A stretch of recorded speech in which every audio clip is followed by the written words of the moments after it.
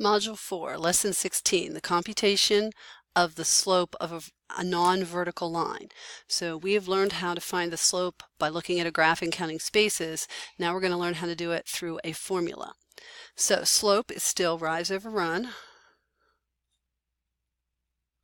and rise is how much you are going vertically, which is basically the difference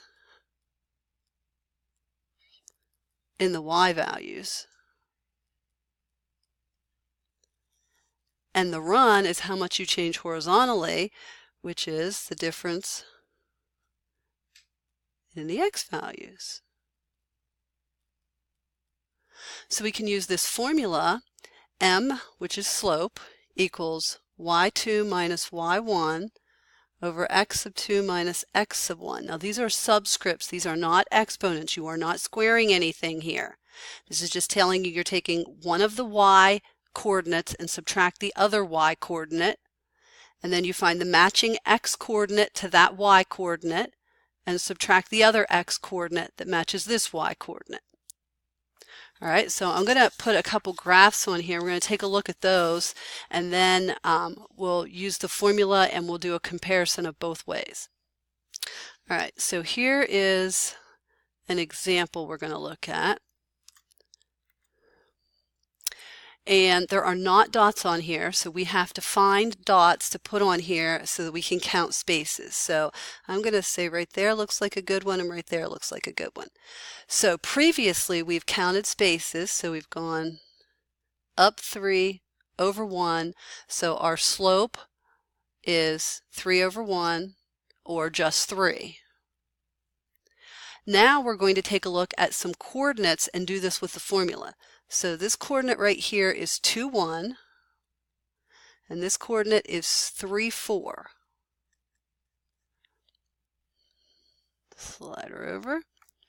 So if we're using this formula, y2 minus y1 over x2 minus x1, we need to take the two y values and subtract them. Now it does not matter about the order you subtract these in. You can do 4 minus 1 or you can do 1 minus 4. What matters though is what you put on the bottom first. If I put 4 first on the top, I'm going to put the matching 3 first on the bottom. And then the second one is a 1, so my match is a 2. I am putting the y's on the top and the x's on the bottom. Now if I put the 1 first, I need to put the matching x, which would be the 2. And I put the 4 second, I need to put the matching x, which would be 3. If you do the math here, 4 minus 1 is 3, 3 minus 2 is 1, that simplifies again to 3. If I do the math here, I get negative 3 over negative 1, 2 negatives simplify to a positive, and 3 over 1 is again just 3.